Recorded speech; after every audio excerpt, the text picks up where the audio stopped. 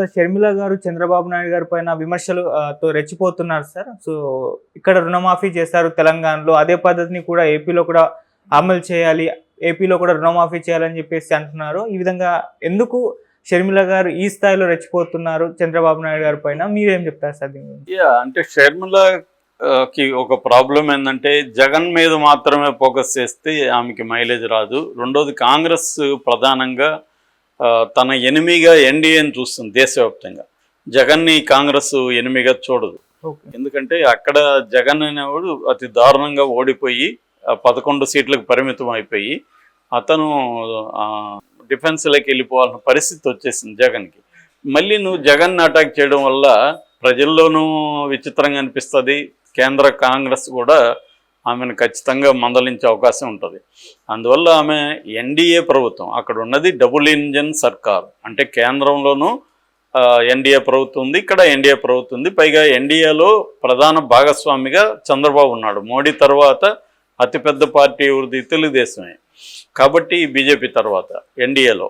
అందువల్ల తెలుగుదేశం అంటే ఎన్డీఏ ప్రభుత్వాన్ని అటాక్ చేయకపోతే షర్మిలకు ఇటు ప్రజల్లోనూ మద్దతు రాదు, ఇటు కాంగ్రెస్ పార్టీ అధిష్టానం కూడా ఇబ్బంది వ్యక్తం చేసే అవకాశం ఉంది. అందుకని ఆమెకి ఇష్టమున్నా లేకపోయినా వ్యక్తిగతంగా అనివార్యంగా చంద్రబాబు విధానాలను విమర్శించాల్సిన అవసరం ఉంది. అయితే ఆమెను మనం కానీ గమనిస్తే ప్రతిదీ చంద్రబాబును విమర్శించే ప్రతి సందర్భంలోనూ జగన్ ఫెయిల్యూర్స్ని చెప్పకుండా ఆమె ఎప్పుడు విమర్శించట్లేదు ఇప్పటి వరకు చూస్తే. రీసెంట్గా ఆమె చంద్రబాబుని విమర్శిస్తూ ఒక పోస్ట్ పెట్టడం, మాట్లాడడం జరిగింది. అదేంటంటే రుణమాఫీ చేయమని. ఎందుకంటే 15 ఏళ్లకు ముందు కాంగ్రెస్ దేశవ్యాప్తంగా రుణమాఫీ చేసింది. తర్వాత రేవంత్ రెడ్డి 15 ఏళ్ల తర్వాత చాలా సాహసోపేతంగా ఇక్కడ రుణమాఫీ 1 లక్ష వరకు రైతులకు అప్పుని మాఫీ చేశారు. దాదాపు 6,098 కోట్లు ఇప్పటికీ రైతు అకౌంట్లలో పడ్డాయి. ఇది చాలా రెవల్యూషనరీ చర్య. ఎందుకంటే రైతులు చాలా ఇబ్బందుల్లో ఉన్నారు. వాళ్ళ రుణమాఫీ అనేది చాలా గొప్ప విషయం. అందుకనే రేవంత్ రెడ్డికి రాష్ట్ర వ్యాప్తంగా రైతులంతా కూడా హర్షాతిరేకాలు వ్యక్తం చేస్తూ ఆయనకి పాలాభిషేకాలు, పూలాభిషేకాలు రకరకాలుగా చేస్తున్నారు. సో ఇదే పని ఇక్కడ కూడా చేయాలి. ఎందుకంటే ఆంధ్రప్రదేశ్లో రైతులకు తలసరి అప్పు విషయంలో రైతులకి ఎక్కువ అప్పు ఉంది. ఒక్కొక్క రైతుకి 2,50,000 కోట్ల అప్పు ఒక్కొక్క రైతు మీద ఆంధ్రప్రదేశ్లో ఉంది. ఇది దేశంలోనే ఫస్ట్గా చెప్పుకోవచ్చు. ఇంత దేశంలోనే ఇది అత్యధికం. కాబట్టి ఇక్కడ రైతులకి రుణమాఫీ చేయాల్సిన అవసరం ఉంది అని చెప్పింది. ఆమె చెప్పిన దాంట్లో ఏమీ తప్పు లేదు. ఖచ్చితంగా రైతులకి రుణమాఫీ అవసరమే, నిజమైన పేద రైతులకి అవసరం. గతంలో కూడా చంద్రబాబు రుణమాఫీ ఇస్తానని చెప్పి ఇవ్వలేదు, హామీ నెరవేర్చలేదనే విమర్శ ఆయన మీద ఉంది. ఇప్పుడు అందుకని ఆయన రుణమాఫీ జోలికి వెళ్ళలేదు, హామీ ఇవ్వలేదు. ఓన్లీ ఏంటంటే ఆయన రైతులకి అంతకుముందు జగన్ 13,000 ఇస్తుంటే తాను 20,000 ఇస్తానని చెప్పాడు. అది కూడా ఇంకా ఇవ్వలేదు. సో ఈమె చంద్రబాబు ఇవ్వని చెప్పి ఇవ్వని హామీల మీద గట్టిగా నిలదీయట్లేదు. అది కూడా గమనించాలి మనం. చంద్రబాబు ఏమేమి హామీలు ఇచ్చాడు? అప్పుడు పెన్షన్ పెంచుతానన్నాడు, పెన్షన్ పెంచాడు. వాలంటీర్లకు 10,000 చేస్తానన్నాడు, అది చేయలేదు. తర్వాత అమ్మకు వందనం పేరుతో ప్రతి బిడ్డకి 15,000 అన్నారు. ఇప్పటి వరకు కనీసం ఒక బిడ్డకైనా 15,000 ఇచ్చారంటే లేదు. స్కూళ్ళు కూడా ఓపెన్ అయిపోయి నెల రోజులు అయిపోతుంది. సో అది ఇవ్వలేదు. అట్లాగే మహిళలకు 1,500 నెలకన్నాడు, ఇవ్వలేదు. గ్యాస్ సిలిండర్లు ఇవ్వలేదు.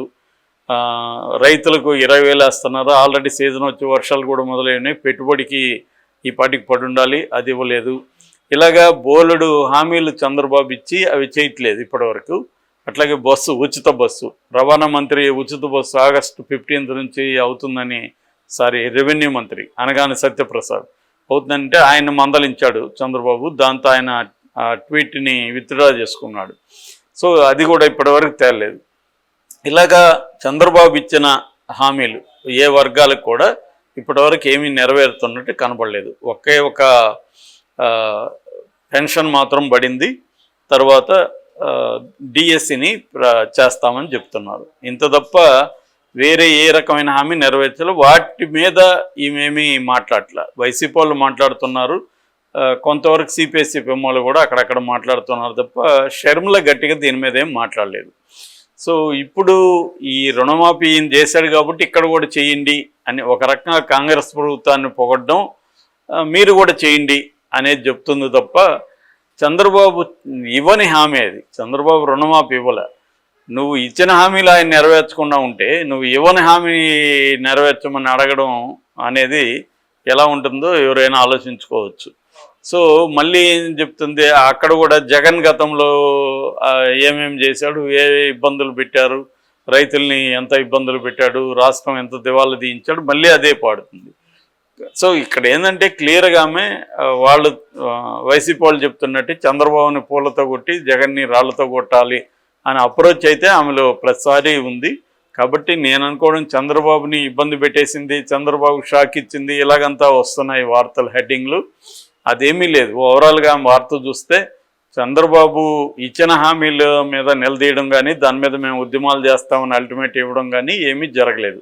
ఎందుకంటే ఆల్రెడీ 45 రోజులు రిజల్ట్ వచ్చాయింది. ఈయన తీసుకొని కూడా 30-40 రోజులు అయిపోతుంది. సో ప్రభుత్వం ఏర్పడి ఇప్పటికిప్పుడు నెరవేర్చకపోవడం అనేది ఏమీ ఇది కాదు. కానీ ఇప్పుడు మేము నెరవేర్చడానికి ఏం చేస్తున్నాం అనేది చంద్రబాబు చెప్పట్లే. ఒకటేమో శ్వేతపత్రాలు వరుసగా రిలీజ్ చేస్తున్నాడు. దీనివల్ల ఉపయోగం ఏంటి? రాష్ట్రం బాగాలేదు, జగన్ వల్ల ఇలా అయిపోయింది. సేమ్ ఇక్కడ రేవంత్ రెడ్డి టాక్టిక్స్ని, అంటే గురువు శిష్యుడిని ఫాలో అవుతున్నట్టు కనబడుతుంది. రేవంత్ రెడ్డి కూడా ఈ హామీలన్నీ నేను నెరవేర్చలేకపోవడానికి కారణం బీఆర్ఎస్ఏ. గతంలో బీఆర్ఎస్ ప్రభుత్వం చూడండి ఏ రంగాల్లో ఏం చేసిందో అని చెప్పడానికి అవి చేశాడు. అదే పని చంద్రబాబు కూడా ఇప్పటి వరకు 4 శ్వేతపత్రాలని రిలీజ్ చేశారు. సో ఒక్కొక్క రంగాన్ని జగన్ ఎట్లా నాశనం చేశాడు అన్నాడు. దాంతో వాళ్ళు రివర్స్లో అన్ని రాంగ్ స్టాటిస్టిక్స్ డేటా ఇస్తున్నారని వాళ్ళు చేస్తున్నారు. ఇవి జరుగుతాయి మామూలుగానే. ఎప్పుడైనా ప్రత్యర్థి ఫెయిల్యూర్స్ని చూపించేటప్పుడు కొంత బ్లోఅప్ చేసి చూపిస్తారు, తమ సక్సెస్ని చూపించేటప్పుడు కూడా బ్లోఅప్ చేసి ఈ గణాంకాలని రకరకాల పద్ధతుల్లో మ్యానిపులేట్ చేసి చూపిస్తూ ఉంటారు. సో దాన్ని పెద్దగా ప్రజలు కూడా పట్టించుకోవట్లేదు. శ్వేతపత్రాల గురించి ప్రజలకి ఏమీ పెద్దగా ఫరక్ కూడా లేదు. కానీ తాచారం చేయడానికి, జగన్ మీద వేసేయడానికి, ఏ హత్యలు జరిగినా, ఏ అత్యాచారాలు జరిగినా హోమ్ మినిస్టర్ దగ్గర నుంచి అందరూ కూడా ఏం మాట్లాడుతున్నారు, గతంలో వైసీపీ వాళ్ళు చేసిన దానికే ఇది కంటిన్యూయేషన్ అంటున్నారు. గతంలో వాళ్ళు చేశారు, అయిపోయింది, విమర్శించారు మీరు, వాళ్ళకు ప్రజలు బుద్ధి చెప్పారు, మీ మాటలు నమ్మారు, మీరు వచ్చారు, ఇంకా వాళ్ళ మీద ఎన్ని రోజులని ఏడుస్తారు? మీరేం చేయబోతున్నారు చెప్పండి, మీరు ఎందుకు చర్యలు తీసుకోవట్లేదో చెప్పండి. ఇది అడగడం మొదలుపెట్టారు ప్రజలు కూడా. ఎందుకంటే ప్రజలకి అది తెలుస్తుంది కదా, దాదాపు 20 చోట్ల పిల్లల్ని, స్త్రీలని అత్యాచారాలు జరిగాయి, చంపేశారు, దాని మీద స్పందన లేదు. నిన్న హోంమంత్రి ఏమంటుంది, నేనేమన్నా లాఠీ పట్టుకుని తిరగాల, గన్ను పట్టుకుని తిరగాల అని అడుగుతుంది. దాంట్లో ఆమె నిస్సహాయతే తెలుస్తుంది. అంటే ఆమె కూడా ఏమి చేయలేకపోతుంది అనేది మనకు అర్థమవుతుంది. సో ఈ కాంటెక్స్ట్లో షర్మిల ఈ విషయాల మీద ఏమీ మాట్లాడుతున్నట్లేదు. ఒకటి, జగన్ అన్నట్టుగా ఆమె కూడా హనీమూన్ పీరియడ్ ఇవ్వదలుచుకుందా, లేకపోతే జగన్నే టార్గెట్ చేసుకుంటూ గడిపేద్దాం అనుకుంటుందా? ఎందుకంటే ఆమె ప్రధానంగా మొత్తంగా ఇప్పటివరకు ఆమె జర్నీ చూస్తే ఆమె ఒక కాంగ్రెస్ నాయకురాల్లాగా బిహేవ్ చేయడం కంటే కూడా జగన్ మీద కోపంతో ఉన్న చెల్లెలు, అన్న మీద కోపంతో ఉన్న చెల్లెల్లాగే బిహేవ్ చేస్తుంది. అందుకని విత్ ఇన్ ద కాంగ్రెస్లో కూడా ఆమె మీద వ్యతిరేకత ఆల్రెడీ మొదలైంది. వాళ్ళు కూడా కంప్లైంట్ ఇవ్వడం, ఓపెన్గా ప్రకటనలు ఇవ్వడం కూడా చేస్తున్నారు. సో ఓవరాల్గా షర్మిల వల్ల చంద్రబాబుకి ఇబ్బంది ఉంటుందని నేనైతే ఏం అనుకోవట్లేదు. ఆమెకు అంత శక్తి కూడా లేదు. రెండోది, ఆమె ఆ స్థాయిలో చంద్రబాబు మీద ఫోకస్ చేసే పరిస్థితి కూడా లేదు.